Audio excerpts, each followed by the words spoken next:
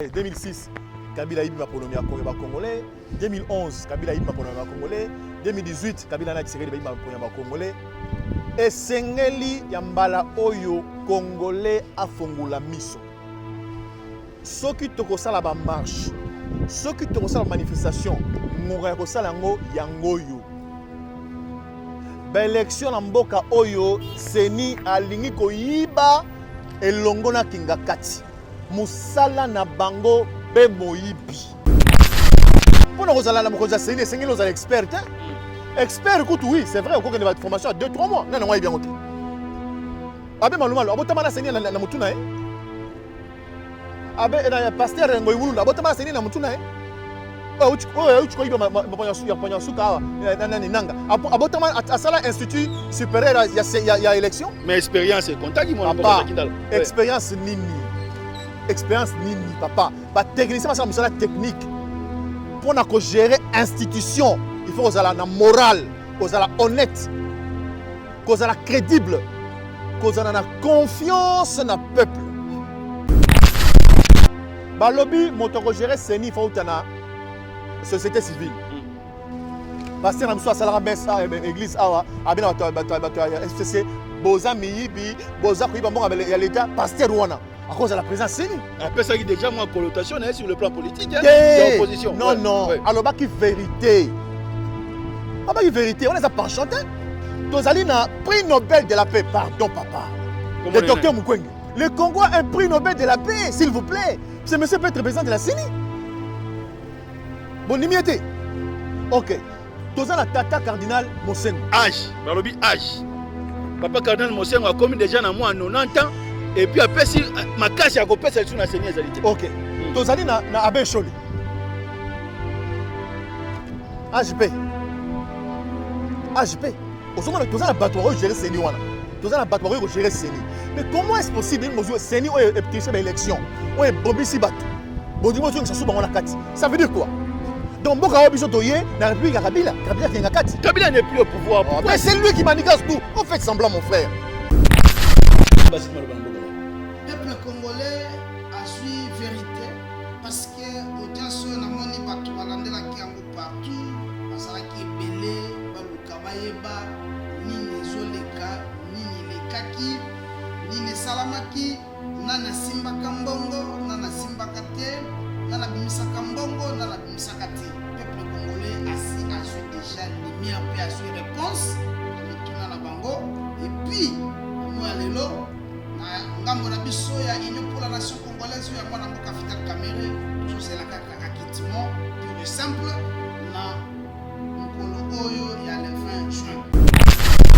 Ça dit Kabila Fandi a Monique Kabila n'est plus au pouvoir, Jakinala. Ouais. Il est sénateur à vie. Pourquoi vous insistez sur le nom de Kabila? Mon cher, il n'est pas au pouvoir. Mon cher, ouais. Quelqu'un comme Mende peut revenir comme PCA si ce n'est pas Kabila. S'il mérite, il peut revenir. Donc Mende a fait les études plus que tout le monde. Mais c'est la méritocratie qui compte et la compétence. José Makila, député provincial. José Makila, député national. José Makila, sénateur. José Makila, Lelo, PCA. Donc même la famille de José Makila, papa, maman, la botte, la partie na yeba, tout ça azate. Pour José Makila, terme à l'université, l'équipe qui nous dit.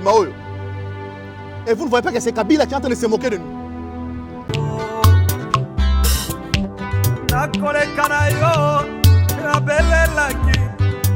Mwana Dawidi yokelanga mawa papa Yesu yokai matambuzole lisanga motema kamba matulilanga kala Yesu yo badiplome na ndako mosala ezate maladie incurable balobi kisi ezate libole na koti kobota ezali te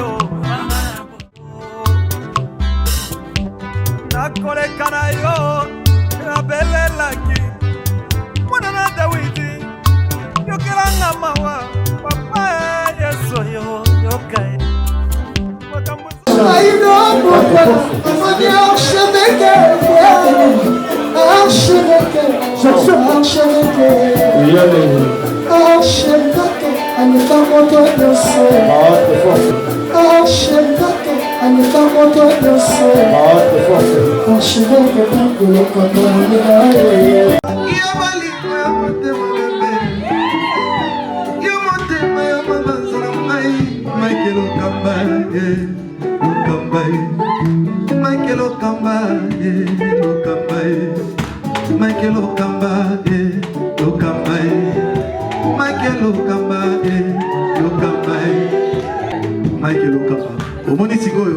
L'artiste, c'est l'improvisation.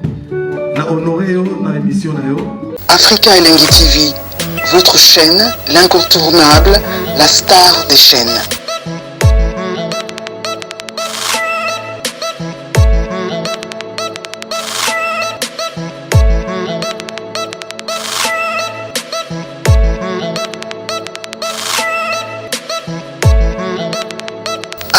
Africa Elengi TV, la magie de l'info.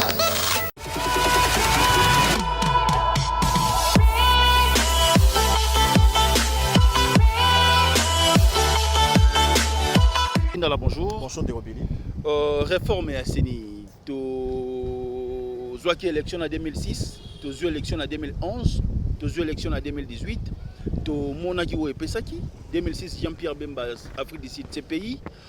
2011, Papa Tshisekedi a prêté serment à l'imité. 2018, Martin Fayoulou, combat à vérité des Irans. 2023, est-ce que Moto Sengela a dirigé Seni Lelo, il faut à la expert honnête?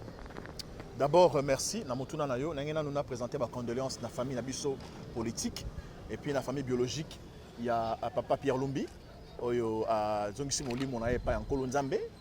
To Tikeli, Pendel le Barolobate, après Manakimia, Bitumba Bandaki, Toko Bayango, Kino Tokene Longa. Seni Ndekonangai, Neoyo Lobby 2006, Kabila Ibi Maponomia Congolais. 2011, Kabila Ibi Maponomia Congolais. 2018, Kabila Natsiré Ibi Maponomia Congolais. Et Sengeli Yambala Oyo Congolais Afongula Miso. Ce qui te ressemble à la marche, ce qui te ressemble à la manifestation, nous ressemble Yangoyo. L'élection en Mboka Oyo, Seni Alingi Koyiba et Longona Kingakati. Musala na bango be moyibi. Ngonga yango ya kotelemela bango bandeko na ngai. Toza na batebele ko za konza Seni wana. Neti nani? Pona kozala na mokonza Seni, Seni loza expert hein? Expert écoute oui, c'est vrai, on a une formation à 2-3 mois. Non, non, bien monté. Abe maluma, abotama na Seni na mutuna eh. Abe na pasteur ngoy wulu, abotama na Seni na mutuna eh. Uchi iba mapanya suka nani nanga. Abotama asala institut supérieur ya élection. Mais expérience et contact qui m'ont pas kindala. Expérience nini. Expérience nini papa. Pas technicien ça musala technique. Pour na ko gérer institution. Il faut qu'on ait la morale, qu'on ait la honnête, qu'on ait la crédible, qu'on ait la confiance dans le peuple. Bah lobby, mon gérer Seni, il faut la société civile. Tous la pasteur, pasteur ouais SCC ouais ça il met alors ben batarabila ba mibia. Nani? Ouais qui m'en est allé. L'homme makasi. Bokondo. Pasteur Bokondo. Té, comment les aller roya?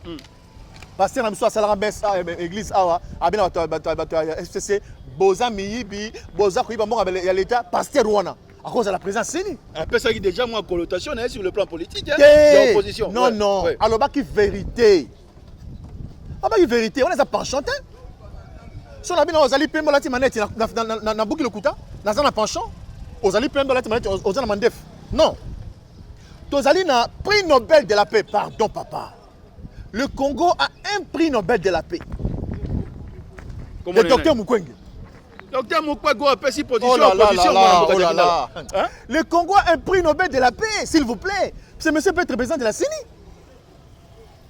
Bon, nimité. Ok. Toza la tata cardinal Mosengo. Âge. Balobi âge.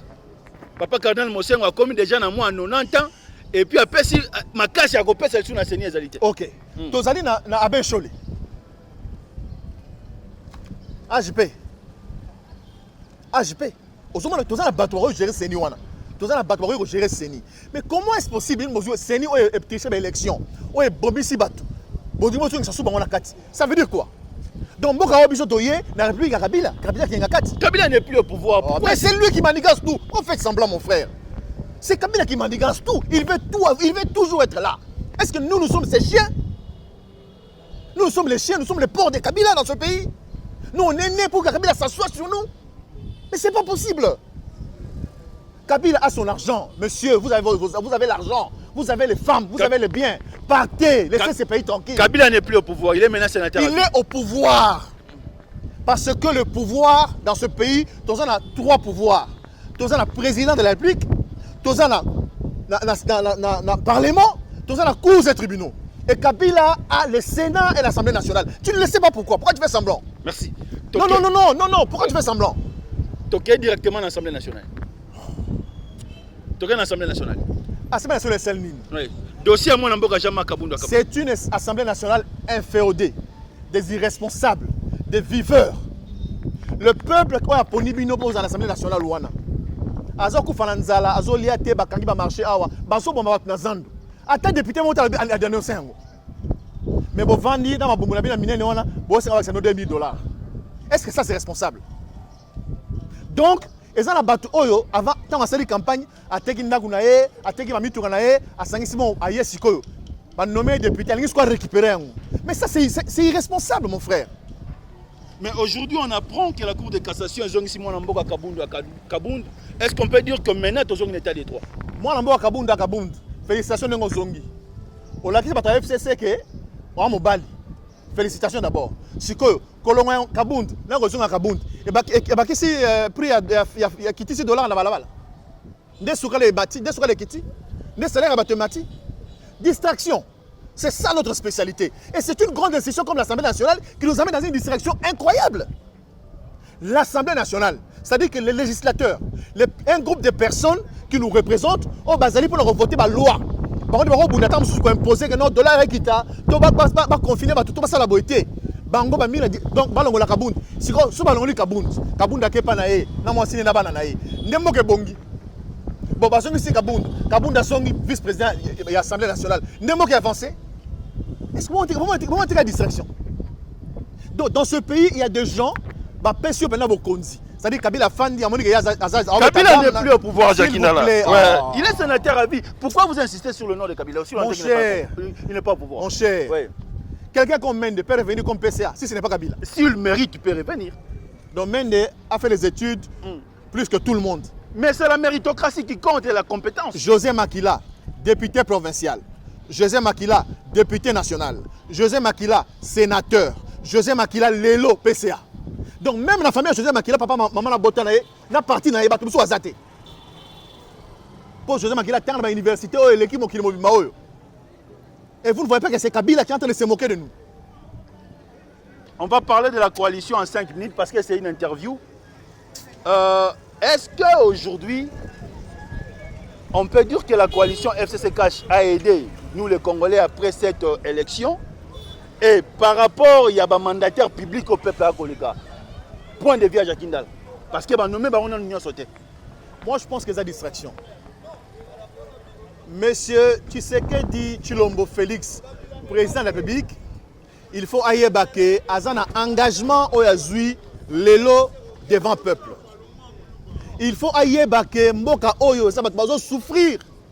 Il faut ailler baquer à une opposition à Tatanae, Mouli Monepe Manakimia. Ndeko Félix, et ça la coalition mon côté, oyo ko défendre yo ceux qui osent le peuple té. Ndeko Félix, ceux qui sont président de la République lelo la Congo awa, ils allaient pour protéger Kabila té. Ils allaient pour bounder le peuple parce que on répondre yo moko en tant que responsable. Toujours regretter Makasi. Tant que tu as la campagne électorale, yo ça la campagne au lobby dans un programme nangai pour gérer Mboka Oyo na hôtel Béatrice. Boni comme président, on a un projet à Kabila au Salela. Donc il dépasse pendant 37 ans à la position. Vous avez un projet de société de Mboka Salela. Qu'est-ce qui se passe, mon frère Félix? Nchingani. Boaluka imwanetu. Tu du wenzan nchingani, wa Tshisekedi. Tshilombo wetu tetu. Est-ce que du moins yabi jutu nzete twani? Ça c'est le tribalisme. est-ce que tu vas mettre du tête ton voigne? Tu as la mission dans Lingala. Tu as le tribalisme. Na continue à tribalisme. Moi, na mboka pepe. Bozaka zelana. Bozalaka boy na mangala to mangala titi armée comme na mangala. Tu le bel côté. Bozu bisaïdi hanungo to bisaïdi ti police comme na bisaïdi tu le bel côté. Biso to zuka siko moi tu le tribalisme. On m'a demandé nous. Merci. 22h juste heure to kutanaka bandeko balandi émission point de vie mbote mingi epai wapi bozwami na kimia nde tokotonga Congo na kimia nde tokolonga na kimia nde Congo ekokende liboso tozali na mbano makoki lelo akoya lisusu liboso etando ekia na bino bobo mesano ndenge boyebi tozalaka na émission point de vie émission tolobelaka mingi masolo etali d'actualité politique tolandaki mwana mboka Alain Bolojwa tolandaki pe mwana mboka maître Selemani pardon tolandaki pe mwana mboka Claude Machala lelo ndenge bosengaki ngai nazongisa mwana mboka Jacques Ndala na maître Basile Yente atako mwana mboka Baruti pe tolandaki ye tolobela likambo etali état de droit na mboka na biso tokoloba likambo etali procès ya programme d'urgence à 100 jours à chef de l'État Tokolo Balikambo Itali, Lelo, Assemblée nationale, Tokolo Balikambo Itali, Seni, et puis Tokolo Balikambo Itali, ville-province à Kinshasa, Ndenge, Mwanamboka, gouverneur de la ville, Gentini Ngobila, à Kobongisa Zone de Monene. Mais to bandi, émission à Lelo, dans Likambo Itali, Nanou, Assemblée nationale. Ba député ba ko senga ba bakisela bango $2000 na bango lima na bango ku yango wana pezo ngisi mona mboka kabundu akabundu maître Basile maloba na mboka na. Merci beaucoup ndenge osepeli lisusu ete toya liboso ya etando ike kosolola na bandeko puis to décortiquer ba actualité zoleka na mboka ekosala biso passe mingi komona ba député osenga lisusu babakisela bango misolo pona ngai na bandai ko linga to na linga kande babakisela nde ba soda babakisela ba enseignant na ba policier parce que oh ba député ba swaka eza déjà ebele batikela pe bandeko na biso ba soda na ba policier babakisela bango na o ba swaka iyo sala malamu mais komona ke bandeko na biso ba député balingi nano bango moko ba se servir ba ko servir bato mususu eza malamu te tusengi na bandeko na biso ba député bolanda makambo biso toza koloba malamu bosalela yango ezali voix ya peuple eza pe volonté ya peuple congolais lobi o bino bozwaka wana ekoki na bino olie boya kosenga lisusu babakisa parce que ya bango kutu toyebi bazwaka soki 4800 soki 4300 me bandeko mosusu bazwaka mbongo bazwaka kutu toyebi te tomoni bandeko na biso ba professeur lobby basali il faut to continuer to senga basalela biso liste o ba publier yango toyeba nani azwaka combien et ko permettre biso to avancer ce que ko senga ke to komi na moment songolo ba ajouter pa ba o bazwaka na ndenge asi mais komona ba député ko continuer ko senga susu misolo ezali ko sala biso passe mingi. Très bien. Mwana mboka Jacques Ndala. Ba député ba senga ba misolo. Kasi ba pona ibango bango nde ba représenter le peuple ba moni que ba dépasser mbongo ebele dans la campagne on soit teka banda kuna bango ba récupérer mbongo na bango to lo bango chaque jour congolais amutema mabe congolais aza motema likundu congolais aza lo koso ya mbongo congolais alingi besengo ya mokili alingi bozwi congolais alingi basi congolais alingi makambo ya bozoba yango représentation oyo député basala ya na représentation ya peuple ninge peuple na biso azalaka ninge ba député bazali bozokamwa ni ce sont des jouisseurs. Est-ce que na mboka oyo vraiment oyo la période oyo vraiment ba oui au 50 va $2000 et puis ça sonne beaucoup matin la France vraiment na dollar On dit député américain mon boy. C'est ça. Tu veux savoir awa bo pona bo ça la tension la vote. Bo pona ba tu poner la té. Bango wana bo pona ki lelo. Ba bien ta musala na bango té. Musala mo ezali ko senga émolument matata. Musala mo ezali ko défendre peuple. Peuple congolais dans la condition nini. Bazan a raison parce que musala bango ba pour protéger Kingakati. Et on va sengi Kingakati ba ça bongo. C'est tout. Tu continues à dossier à mon amboka Jean-Marc Kabunda Kabuntu. La félicité Jean-Marc. Mon frère, bravo. Franchement, vous avez la pression que vous ici, il a confirmé. Confirmé.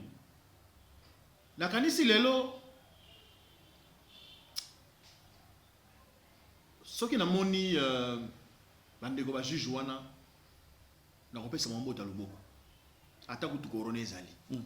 Parce que Bali, il faut c'est pour une première, hein? Jacques Ndalandi mana régime oyo moi eloko bien salam.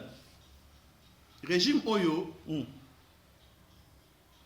Alors bien salami. Depuis alternance c'est salami. Soki biso tolobaki ensemble pour la République tozali na opposition républicaine. Soki le zamalam ezamalam. Soki ezamabe to gang ezamabe. Na kumisi bazuzi wana na tombeli ba musala malamu. Bako bandenge wana ndeko Mabunda Maman Janine Mabunda, la présidente de l'Assemblée nationale. ndeko Mabunda na ba député nyonso wana babo sala misala ba ina osala kuna. D'abord ba institution na bango ezali émanation ya ba corps ba yokanaki yo za la président aux assemblées nationales, sur les assemblées nationales yo pour sa président vice-président ba Kabunda point balongo le point batika za wana ça ba corps na bango ba tosa so Kabunda déranger ba so nenga kukutu so eza ndenge ni ba député musala bokende ko ezali musala ya kolongola ba ningati place wana ezali place ya UDPS a poni au cadre na bango za wana. C'est tellement juste et honorable. UDPS a poni président AI, c'est-à-dire secrétaire général à UDPS. Oh, Yobatika et pas en compte de Tshisekedi. Pourquoi humilié? Qu'est-ce qui se passe? Vraiment, la CPI m'a cassé parce qu'au moins, Sikoyo, de Kabunda, je peux pouvoir à siéger avec fierté et honneur. Parce qu'on l'a failli l'humilier. Et ce qui est grave, il va humilier la bénédiction à UDPS. Mawa. En tout cas, Neko Jean-Marc Kabund, félicitations, courage, Koba. Zala na bureau wana pour peuple mutwacheyo. Bazuzi bacheyo wana zala wana. Oza sous émanation ya assemblée nationale. Est-ce que bien? Aïe donc. Qu'est-ce que c'est émanation ya ba député wana te? Ah ça là c'est comme musala pour na peuple penza. Suma babeta faut pas à lobby. Si on est en Zabilobela, on a souffert de 4 il y a manœuvre dans le côté. Manœuvre politique.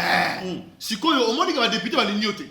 Mais au moins, le juge va sur le peuple, c'est comme le peuple, c'est comme le député venait à peuple. Non, mais c'est l'histoire de ce pays qu'on écrit. Vraiment bravo, honorable Jean-Marc Kabund. Mon amboka maître Basile. Olandi mon amboka Jakinda. Merci beaucoup. Monsieur Sali Batami Beko. Pour constitutionnel à lobby, on ne peut ni ajouter ni soustraire pour s'incliner à la décision de la Cour constitutionnelle. Ça, c'est le plan juridique. On ne peut pas tout ça, salami n'engenité. L'arrêt est déjà là. On dit mi yango, ndenge, mibeko, et sengi, pendenge, sengara, qui trouve que ça, commentaire n'arrêt wanati. Voilà, c'est le plan juridique. Mais si le plan politique, Zomona makambo ndenge mususu wale sa banalise onga na zo sala sans langage que moi-même Jean-Marc Kabund a perdre confiance ya ba député muntu bachaki wana parce que bangonde ba fota ki ba député pe basenga ki alungo mais awa bazongi sié na utaki koloba pe na soloba les jours où Janine Mabunda a ozarate c'est Jean-Marc Kabund nda ko siéger. Est-ce que les députés vont faire dans la salle pour que le débat soit dirigé par Jean-Marc Kabund. Nous avons ezali pe pour que biso nyonso to raisonner totala lobby qu'est-ce que l'avenir nous réserve si cette question parce que biso tokotaka kuna te topesaka tondimaki kosede parti ya pouvoir na biso kopesa yango badepute bango nde basiégeaka tozela nanu par rapport à question wana totala ndenge nini ekopesa biso lobby to lobby kuna réponse par rapport ya motu na wana tokei na lombango kokota na likambo etali procès il y a programme d'urgence en 100 jours à chef de l'État le 20 peuple congolais akozela bazuzu baloba vérité Jacques Ndala tolandaki plaidoirie la messe a été déjà dite préparer les enfants wana mwana maloba mwana mboka Vital Kamerhe nakanisi ye moko mofundami alo 8 asalobaki mais nakanisi ezali kaka ye moko te il fallait pe bayoka mpenza malamu po ntango procès ebandi balobi eza so 37 millions 57 000 te ebandaki 37 000 so 36 ou 37 après te azwaki 37 abi koloba ye moko jamal abi azwaki 57 après conseiller président ye koloba ote ezali 66 millions 66 000 donc ozomona ke place wana misolo oyo ya mbongo na biso ezwami na bato ebele soki bakondane ndeko Vital Kamerhe na kasi aza ye moko te eza na bato ebele baza na kati wana basambisa bango biso bato ya ensemble pour la République particulièrement dynamique oh boza sous clarté na kati ya lamuka to yambaki ndeko Prince Mpenge alobi soki mwana mboka Moïse Katumbi na Jean-Pierre Bemba ba ko pesa position te opposition to lamuka za peuple congolais Prince Mpenge atika kotangaka bakombo ya bato na ba émission même mwana mboka Alain Bolojwa to yambeka la mingi te atikaka kotangaka bakombo ya bakonzi ya lamuka na ba émission Prince Mpenge ozolanda ngai po lamuka ntango esalemi toyebi motu mosusu te na lamuka wana ntango esalemaka yokanga malamu lamuka esalemi présidium toyebi te Prince Mpenge azali nani toyebi te nga nazali nani toyebi te esengeli botosi ezala soki botosi ezali te tokoyokana te nazoloba yango awa vraiment en tant que responsable komba oyo Moïse Katumbi a signalé lelo na mwana mboka Jean-Pierre Bemba ezali komba ya kobundisa président actualité ezali komba ya koaider ende na opposition républicaine ndenge Alain Bolojwa alobi na biso na plateau yo ndenge pe mwana mboka Prince Mpenge alobaki mais est-ce que ndeko Moïse est-ce que soki mpona autant ba hypocrite na politique ya mboka o est-ce que Moïse aza hypocrite Moïse aza hypocrite te Moïse auti poto aye akiti alobi tokosala nyonso alobi on peut bien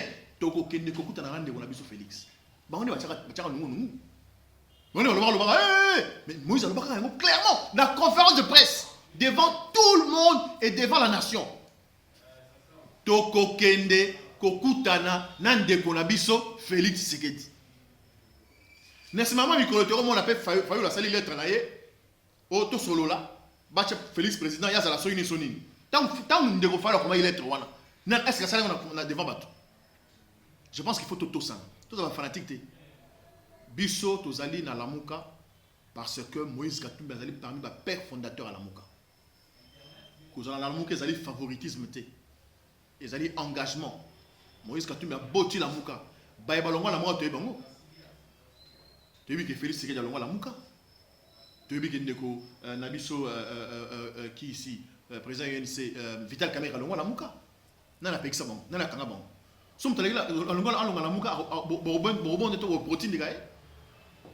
pense que lelo il faut bandeko Prince Mpenge na to balenga na télévision wana ba respecter présidium ya lamuka et particulièrement Moïse Katumbi parce que c'est le premier président qui a géré coordonnateur pardon a géré coordination wana et puis au moment où ils ont salam mais vous avez la carte à la mouka mwana mboka Chakindala tango moko na bino apesi makanisi alobi na procès oyo ya 100 jours à chef de l'État il faut pas inviter mokonzi mboka parmi ba présidium mwana mboka Jean-Pierre Bemba Moïse Katumbi ba telemeli yango est-ce que le contradiction za na carte à la mouka mais pour na nini bozo kitisa bato boye vraiment tabino moko moka bala mboka nani alobi mwana mboka Prince Mpenge apesi makanisi na asana ni la mboka Prince atana Prince Mpenge asia la mboka place ni.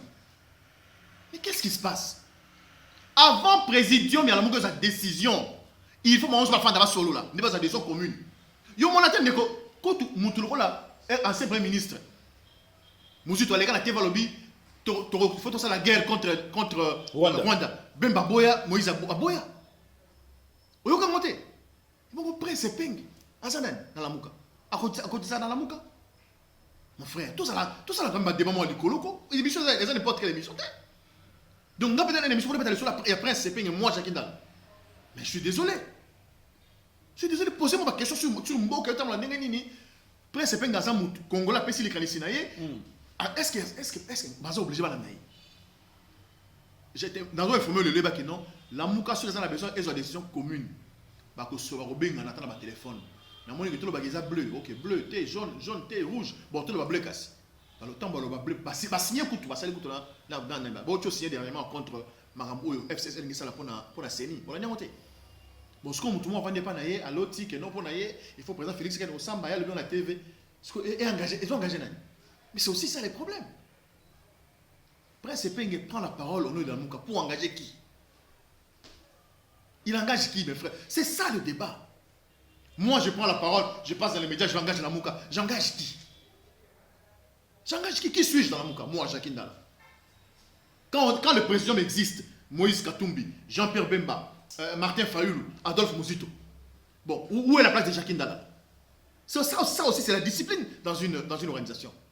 Il ne faut pas encourager les indisciplinés, mon frère. Merci. Mon Mboka, Maître Basile, procès. Il y a 100 jours à chef de l'État. Le 20 déjà, tu as causé la décision, Basile Zbagopé Sabiso. Est-ce que mon Mboka Vital Kamere est victime expiatoire? Merci beaucoup. Awande, peuple congolais, à Solanda Bisso, peuple congolais a su vérité. C'était une demande faite. Non, Union pour la nation congolaise, c'est moi Mboka Vital Kamere, pour que l'audience soit la publique qui peut téléviser. Naïbi que les Congolais, bon, sobisika basali na ndaku. Basui réponse na ba mituna na bango par rapport à procès oyo. Ce procès oyo ezalaka ki elekaka na ba télévision te, yango ngaka ezala mo flou parce que ba Congolais ba bana ko mituna ebele na za si que les Congolais ont la audience de 9h à 22h, ça déjà éclairé. Biso na INC, tout ça c'est la acquittement pire et simple et moi na Mboka Vital Kamere parce que et ça lui ko uta na munoko na bisote. Et uti na munoko ya avocat de la République. Oyo bango moko balobi to ye awa ko Basile Maloba na Mboka na. Peuple congolais a vu vérité. Parce que audience na moni batu balandela ki yango partout basala ki ebele baluka bayeba nini ezoleka nini lekaki nini salamaki nana simbaka mbongo nana simbaka te nana bimisaka mbongo nana bimisaka te. Peuple congolais a eu déjà lumière pe a eu réponse na mituna na bango et puis na moya lelo na ngambo na biso ya Union pour la nation congolaise ya mwana Mboka Vital Kamere toujours c'est la kaka acquittement pur et simple na mukolo oyo ya le 20 juin parce que avocat de la République a biso lobi to e awa te pona ba preuve matérielle to e awa te pona ba pièce contre pièce mais et ko sala biso pasi tango yo solo ba ke o e awa pona pièce contre pièce te pona ba preuve matérielle te. Mais après, Ozali, Koluka, va condamner Mout. Ozali injuste. Tant que tu n'es pas juge, tu es que Bisso, mon côté, tu as une question à Bisso, tu es capable de recouper sa réponse. Il fallait que mes mayango, les Bisso, va juste, ça c'est l'amour conformément à l'Ibeko. Et puis, na pénal, ce qui est élément songolo pakala, et ça qu'on manqué, na souka na yango, et ça la kaka kitima. Comme tout le monde qui bazali na ba insuffisance ya ba élément par rapport à musa na bango basalaki biso na ngamu na biso tozozelaka akitima tozozela eloko moko te. Réforme na likambo tali seni. Tozu élection en 2006. Mwana Mboka Jean-Pierre Bemba Keya Afrique du Sud asuki na CPI. Tozu élection en 2011. Le président Etienne Tshisekedi Moulumba a prêté serment à Ndakuna Limité. Tozu élection en 2018. Moi, Namboka Martin Fayulu, Tina Mokolo Alelo, a réclamé combat à vérité désir. Na Mokolo Alelo, Toko Luka Senu a copé sa mission élection à Malonga en 2023. Moi, Namboka Sakinda. Deko Billy, Bandeko ya FCC, Batika Osakana na venir à Banabiso. Tokoki Kotika destin na biso, na maboka ba irresponsabilité. Peuple congolais, ngonga yango oyo yakobanda ba marche yakobanda ko boya seni oyo kabila ko contrôler ngonga yango oyo to zela te nga nazoloba clairement et puis courageusement soki moto ekopela ngonga kopelisa moto yango oyo soki ekozika ezika sikoyo parce que trop c'est trop.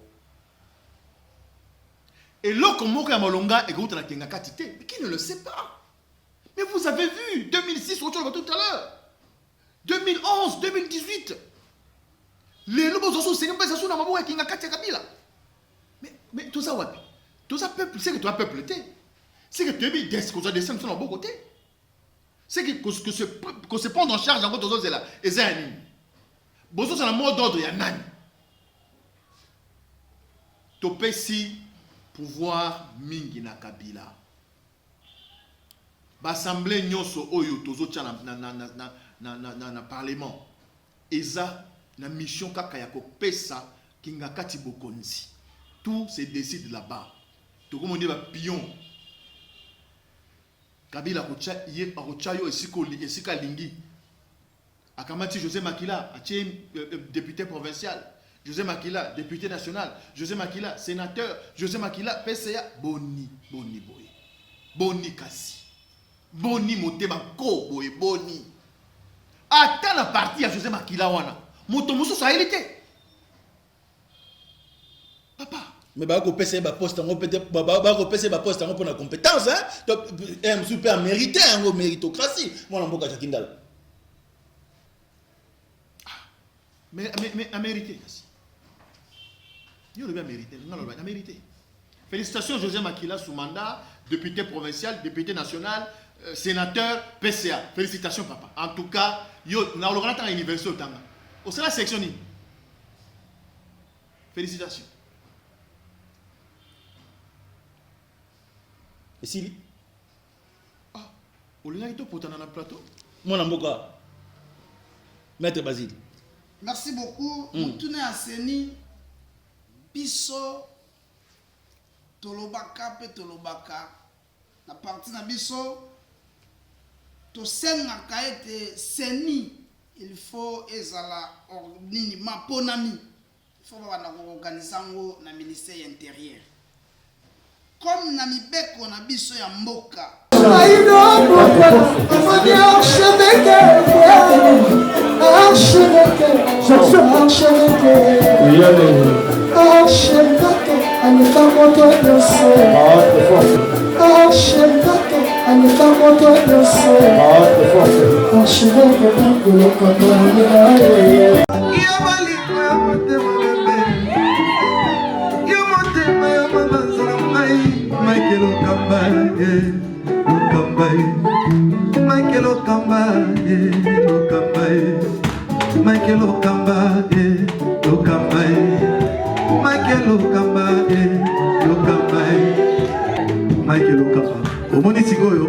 L'artiste, c'est l'improvisation.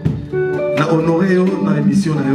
Africa Elengi TV, votre chaîne, l'incontournable, la star des chaînes.